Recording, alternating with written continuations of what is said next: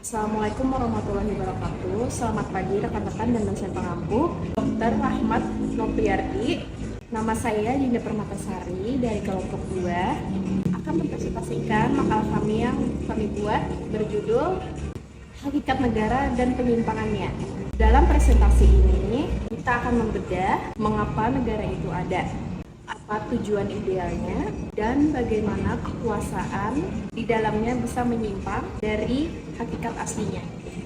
Perkenalkan, nama saya Nikita Liana. Pertama, saya bahas mengenai asal mula negara.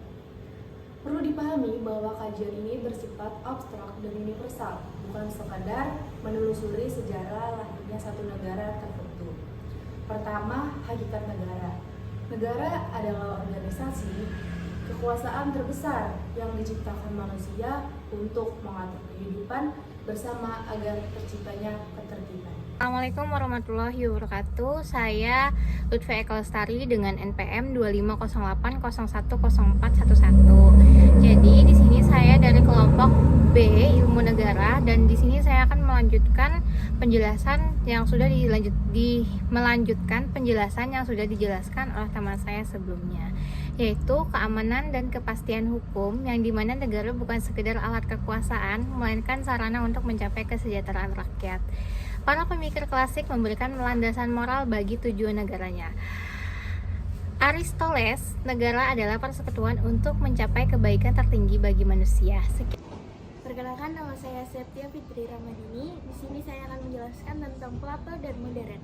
Plato, negara ideal harus dikelola secara bijaksana dan berkeadilan, seperti manusia yang memiliki akal, kehendak, dan perasaan. Modern, negara berfungsi melindungi hak dasar warga negara dan mewujudkan kesejahteraan sosial atau disebut dengan konsep welfare state. Kekuasaan adalah instrumen utama negara untuk menjalankan fungsinya. Terima kasih. Bagaimana cara kita mengelola kekuasaan agar tidak menjadi alat kesewenang-wenangan? Seringkali kekuasaan yang tidak dibatasi akan berakhir menjadi penindasan. Oleh karena itu, pengelolaan kekuasaan yang benar sangatlah penting. Mari kita lihat dua model yang sangat kontras. Pertama, ada sistem absolut. Di sini, kekuasaan hanya berpusat pada satu tangan atau satu kelompok saja. Bayangkan, pertandingan sepak bola yang dimana wasitnya merupakan pemain dari tim lawan, dan dia juga yang membuat aturan permainannya. Sangat beresiko, bukan? Di sistem ini, pengawasan hampir tidak ada, sehingga peluang penyalahgunaan kekuasaan sangatlah besar. Kedua, sebagai solusinya, kita mengenal konsep Montesquieu, yaitu pemisahan kekuasaan. Beliau membagi menjadi 3 poros utama, yaitu legislatif sebagai pembuat aturan, eksekutif sebagai yang menjalankan aturan tersebut, kemudian yudikatif yang mengawasi jalannya aturan tersebut. Inilah yang kita sebut sebagai mekanisme checks and balance. Artinya ketiga lembaga ini saling mengawasi dan menyeimbangkan. Tidak ada satupun yang boleh mendominasi yang lainnya. Tujuannya sederhana, yaitu untuk memastikan keadilan bagi seluruh rakyat dan mencegah munculnya diktator baru. Dengan pembagian ini, demokrasi bisa tetap sehat dan terjaga. Penyimpangan terjadi ketika kekuasaan tidak lagi menjadi alat mencapai kesejahteraan, melainkan menjadi tujuan itu sendiri. Bentuk penyimpangan, penyalahgunaan wewenang korupsi, dan pelanggaran hak asasi manusia atau yang disebut dengan HAM. Perspektif hukum, penyimpangan tidak selalu berupa kekerasan fisik, tapi bisa melalui sistem birokrasi dan regulasi yang mengekang kebebasan masyarakat. Assalamualaikum warahmatullahi wabarakatuh.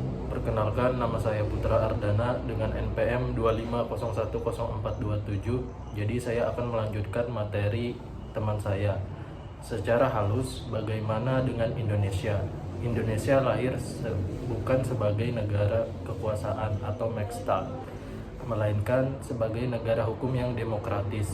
Tujuan utama termaktub dalam pembukaan Undang-Undang Dasar 1945, yaitu melindungi segenap bangsa, memajukan kesejahteraan umum, dan mewujudkan keadilan sosial.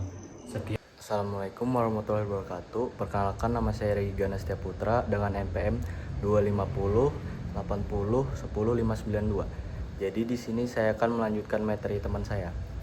Pancasila berfungsi sebagai pedoman moral agar kekuasaan tetap menjunjung tinggi kemanusiaan dan keadilan.